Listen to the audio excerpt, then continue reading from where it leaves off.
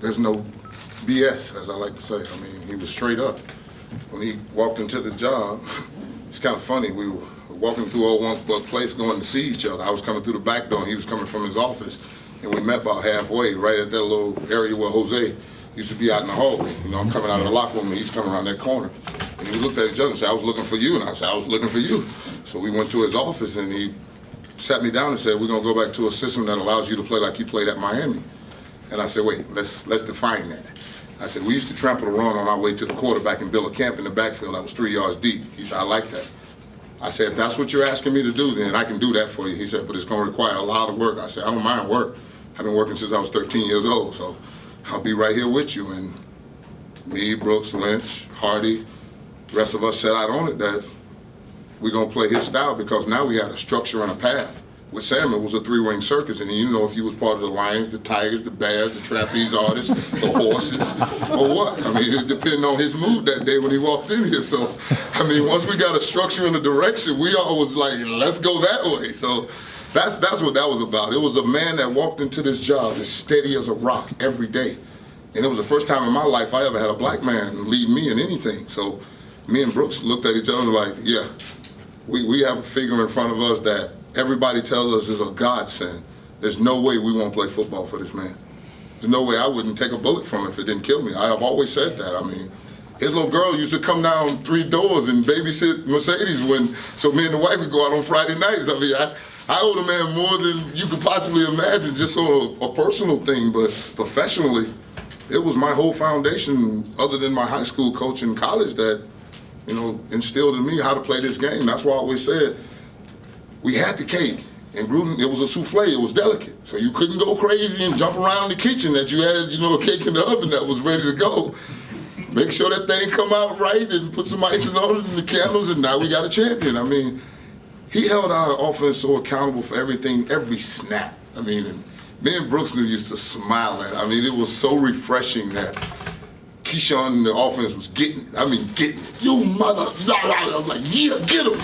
Because we used to get that like, oh, we scored 12 this week and we didn't win. Really? Oh, my God. You know, it was just so much put on us that, you know, it had to be us. We had to do it. If we couldn't score on offense, we were going to need to score on defense. I mean, it was like, come on, at some point, you got to pull your line. But it was a combination of those two that really, shit, me and Gruden can't be no more different. I mean, me and him sit and laugh. I mean, I sat in his office every morning from 7 to 8 and then went from 2 to the quarterback meeting from 8 to 9 and to the team meeting.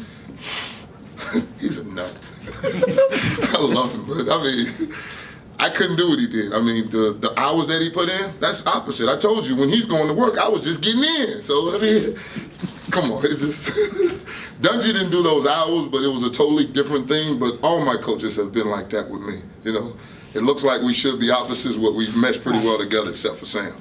I just couldn't do the 3-ring circus. I couldn't. I mean, just you're so boisterous by nature. He's so calm by nature. Opposites attract? Maybe. Maybe. I know I heard that so well, but trust me, his fire was just, it burned for the game like mine, except I just needed to express mine. I needed to. I needed to go out on the field, yeah, woo, and yell and run around like a chicken with his head on fire.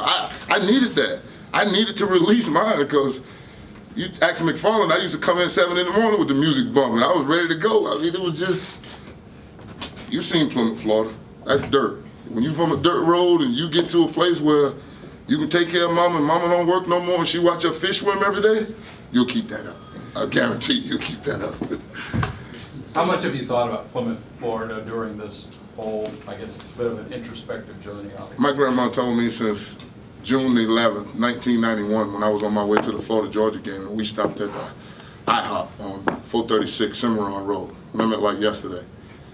And she wouldn't let my mother buy $4.69. No, $3.79 was the stack of pancakes, and it didn't come with no meat. You had to buy a side of bacon or a side of sausage. My grandmother looked at my mother and said, "I'd never let them rob you without a gun. Never let them rob me without a gun." And then my mama said, "No, I'll pay for it." And my grandmother said, "I won't let them rob you either, sister." So I learned there that you don't forget where you come from, and I come from dirt. So in every walk of my life, I remember 26 Barrett Drive. I remember 3319 Barrett, when they changed the number, I said, oh, now I get 4 numbers on it, and I still had a P.O. box. No mailman is coming to my door, no cables there, no air conditioning, so that's the foundation in which I woke up every day, so that's not something that leaves you. Don't ever forget where you come from, boy, or you destined to go back to it, as my grandma tell you. How nice has it been to be able to celebrate that with them, your hometown, and go back there and get to... My God, I went up there with my mom doing my road to Canton, and luckily I took some of those hats that got my name on the side in the Hall of Fame, because all of a sudden, Mike Washington was there. I mean, the Williams boys was there. I went and saw Troy's mom and dad. I mean, I had 18, 20 years of my life flash before me in an hour. I mean, Miss Lillian Harper's still there. I mean, my magnolia tree that I planted as a little boy is now a monster size. I mean, I'm sitting there talking to my mom in front of my tree, and the guy really don't get it. I'm like, there's my tree. And my mom was like, yeah, that got up pretty high on you. And I was like, yeah, it's just as old as me, it's 40, you know what I'm saying? Because I was a little boy when I did that. I mean, I'm looking at this tree, and the guy looked at me, he was like, yeah, this is a good tree. I'm like, no, you don't understand. I planted that. He was like, what? I'm like, no, I planted that tree. I raised that tree from nothing to what it is now. So that's something that don't leave you. I mean, it's funny. But it's just a small town country boy going back home. That'll never change. Charlotte across the street, Glazella diagonal. They tore down Richard Clark House, though. That was a surprise. A couple of little pieces missing here and there, but it's basically my hood. It's still the same. Coach The road's paved now. Coach York, have you stayed in touch with him at all? Oh, God. That might have been the second favorite call I made, other than my mother, was to him. Because, you know, Chip's the best. I watched Chip take care of my brother in the early 80s, and, you know, come to the house, pick him up, go making sure he got his shoes. Because running backs had to be pretty, so, you know, it's just what it was. So he taking care of all their lights for me, and then I'm sitting there thinking one day this could be my coach. And then I get to a chance where I call him on the phone. Hey, guy, you old guy. He just going and going and going. Then he gets to this story and he tells me about it. He say, you know that Vinny Serrano? I said, Vinny Serrano? I said, the dude from the Red? Yeah, Redskin. He said, he was at Notre Dame when you was in high school. And I was going to send him your tape and tell him, you know, Notre Dame might want to take a look at you. He said he sent Vinny Serrano to tape. And Vinny Serrano called him back and said, he's not good enough to play at Notre Dame. So he called Vinny Serrano back after I got in the Hall of Fame saying, that guy can play some football, can't he?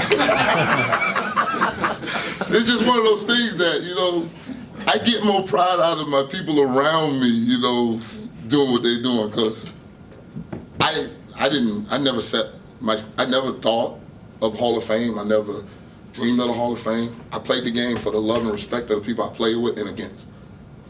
And if you were picking a team, I've always told y'all this. You had a defensive tackle position, I'm taking 9-9. And twice on Sunday. That's all I've ever wanted. If you had a defense and you said a defensive tackle position, if I'm not that one, I'm definitely the other one. That's all I've ever wanted, and I think I did that to the most part. But if you're not taking me, I want to see the two you are taking. Okay. What's special about Buck fans, Warren? What was so special about being You know what? I at watched Raging? us grow from where they was putting bottles underneath our cars because we was losing so much over there at the old Houlihan Stadium to, you know, standing outside the stadium waiting 45 minutes to an hour and a half for us just to get a glimpse of us coming outside, getting in our cars, driving off. So, I mean, we grow together. I mean, we from 11 straight double-digit losses, and then me and Brooks walk in, and Sam want to put us in orange on orange the last game of the year, and Paul Gruber stops it. Thank God, Paul Gruber. Woo! Love Paul Gruber to this day because of that.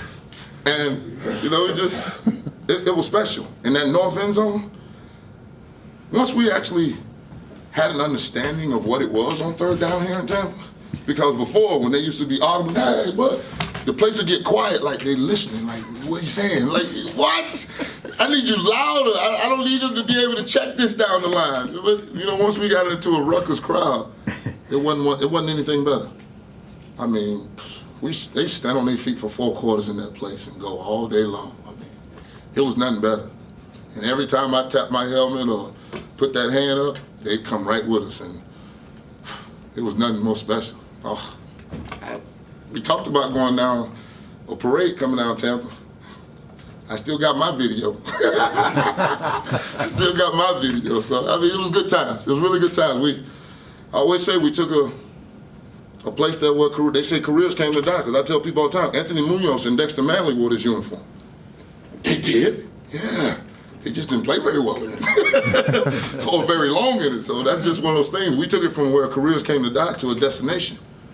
We got a #1 receiver just walked in the door through here last year. You know what I'm saying? That was never the case. I mean, nobody was coming here as a free agent. You got to be kidding me. We got Simeon Rice to walk in this place and help us win a championship. It was some choice things that went on, and it's special now. I like looking at the building. What are your thoughts about the current team, what they can possibly do this year, do you think? They're an offensive juggernaut, and that's scary for a person that played buck ball as many years as I did, you know, to look at this offense and go, oh my God. And the scariest part of it is the front five. Them boys can move and mash you with the best of them. So, I mean, I know we want to get all enamored with Josh and McClendon and the fake competition that they're talking about and all of that, but no competition, give me a break. So, you want to say that your team's getting better every day that you come out, but you don't want to fake it with them because we're watching the tape. And I can see if he's doing the right progression and throwing the ball. I mean, we're going to watch practice tape, right? So, I love this team.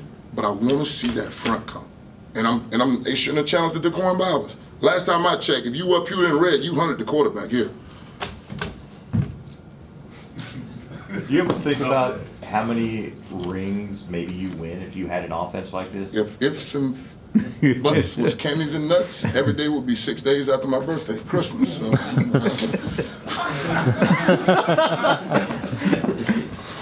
Don't you think Peyton Manning's sitting at home right now? Because if I was a Denver Bronco, I would walk into the job every day and kick number 26 dead in the ass and say, back up. We don't have many like that. You know what I'm saying? I got an 11-6 game where I went over and took on the greatest show on turf. I tell Marshall Faulk and Kurt this all the time every Sunday morning. I say, put that one win on and I'll sit down and watch it with you. I bet you don't want to watch it. You know what I'm saying? The one win they do have against me, they don't want to watch. So, you know what I'm saying? You don't take your ifs and buts. You just leave it at what it is because facts are stubborn. The guys you faced throughout your career, I mean, Brett Favre, seemed to have a unique relationship with him, or respect, of course, leader. What was it like just facing Brett and your relationship with him throughout the course of it? I always said it was just two country boys. If he went and got 5 friends and I went and got 5 friends, and we're going to play till the sun go down. That's how we played. I mean, that's just what it was. I mean, it was just so much fun because he wasn't backing down. He wasn't getting off the tracks. I mean, he was going to meet you head up and see what you got for 60 minutes. And if we had to go to overtime, he was going to go battle that too. I mean, that's what you want. You want the best. And when Dungy walked in the door, he was a 2-time MVP. And they had just won the Super Bowl. He said, you got Brett Favre and this team has the Green Bay Packers. We're chasing. Let's go, boss. No problem. I mean, I've learned something a long time ago. You stay around quarterbacks, they will notice you. You understand maybe better than anyone Florida football in this state at all levels. How has it changed and what does it mean to you? Changed? Yeah. You know what, I was watching that sports science thing, and you know my 2 favorite things in the world is the Olympics and sports science. So, you know, because the two-car garage catching circumference for Calvin Johnson, isn't that stupid?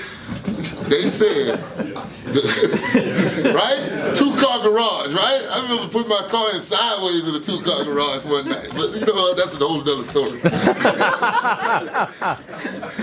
What you talk about is, I think it's gotten better because now I watched them do the sports science. They say if you were going to pick one guy out, how you do it, it would be a cornerback from a Florida school that's going to make it. That's going to be the star. I'm like, what? And they did it like, what was Scipio? I mean, what was the dude, FAU corner or something, like the one can't miss guy, the guy from FIU or FAU. FIU. Yeah, the FAU guy. I'm like, are you kidding me? That's the guy you picked out? And it's because of a rich talent state that we have. I mean, we sitting there watching the SEC win, 5-7 in a row? What happened to Florida State, Miami, and Florida? You know what I'm saying? I mean, it was either who won out of Miami and Florida State won the national title. Now it's the Gators and the LSU and the Alabamas. I guess all these Florida boys is walking out the door or something. I don't know what's going on, but this don't make sense to me. But There's so many schools that it's broken down, because you can go to FAU and get found now. You can go to FIU and get found now. You don't, I mean, UCF is all of a sudden going to bowl games and different stuff. I remember when I was coming out of high school, UCF told me if I passed the ACT, they still might not let me in. I say, that's okay, I don't want to go. I do not want to go to school in Orlando. Thank you, but no thank you, Golden Knights. Say that out loud. This thing on? I love you, George O'Leary. George O'Leary, you my man. You know this. I'll be over there to see you in a couple days. I love George O'Leary. He's a good dude. I like him. Hey, where does Vincent Jackson rank in the wide receiver? You know, in the NFL? Not in the top 5. Okay. So. Yeah. But is he in 5 Hold through on, 10? I'm gonna tell you, when I got in this league, it was a elite class of wide receivers: Jerry Rice, Michael Irvin, Sterling Sharp, and Andre Rison. And I still yet to find the 5th chair. So I only do 4s. And Vincent Jackson is not anywhere near the top 4 receivers in this game. Is he getting paid like one? Yes. Now it's time for him and Josh to get on the same page. That's what normally happens after year 1. They had a pretty good year last year. Started out like gangbusters. I'm watching them go up and down the field. I'm like, oh my God, if I could score 35 points when I was in the Bucs. I'd run them out of there. When you give me a 20-point lead, oh my God, I can rush all day, pin these ears back. Wow. What was Josh when I was young? It happens. This is what it is, though, man. I love everything. They got some pieces here. They got some real nice pieces. Real nice pieces. But we all know pieces don't do anything on the chessboard unless you go to moving them in the right way. You've been somewhat of a mentor to Gerald McCoy. Looks like he's lost a lot of weight in the off season. As a guy who battled constant double teams, was that a good thing for him, you think? Looks can be deceiving. People say I've lost a bunch of weight until I step on the scale. Trust me, he's just got himself in great shape. Because the one thing you do realize is after you have a Pro Bowl year, they're going to circle you. They're going to circle him, they're going to circle J.J. Watt, they're going to circle all those inside guys. And now let's see what you do. Because I remember my first 9, 10 sack season. Ooh, yeah, I got it. Ooh, here come the double team. Jesus, where he come from? Why are you stabbing me? My coach said if I punch you in the ear, I'm right. I'm like, okay. Trust me, they do different things to you. Just like these running quarterbacks with this veer option, defense is going to adjust to that, and you're going to have a counterpoint. That's just what this game is. Nobody's going to allow you to just take it over, because it's been played 90-plus years before you, and it's going to be played 90-plus after you. There's no cracking of the code. There's no secret formula. There's none of that. There's no potion you can take. Not even HGH. That's about to go out the door, too. Now, come on back to the country boys with water and a little Gatorade and a good night's sleep. Warren, I know how close you were to Jerome and Jerome's family. You kind of wish he was here to see this. There's only one individual that, since this whole process has started, that, other than my grandma, grandfather, and my oldest brother, that are gone, is Deacon. Because he invented talking trash and backing it up. He invented coming from a little small town, making it to the Johnny Carson show, movies, all the stuff he did. I mean, singing with an album, are you kidding me? I mean, the man was everything that you wanted that signified a Hall of Famer. Everything that it was, and they said he was the gatekeeper. And for me in the 50th year of the Hall of Fame to be going in and the gatekeeper not be standing there, who else? Who else? That's the only question I have. Who else is gonna sit there and talk trash to me?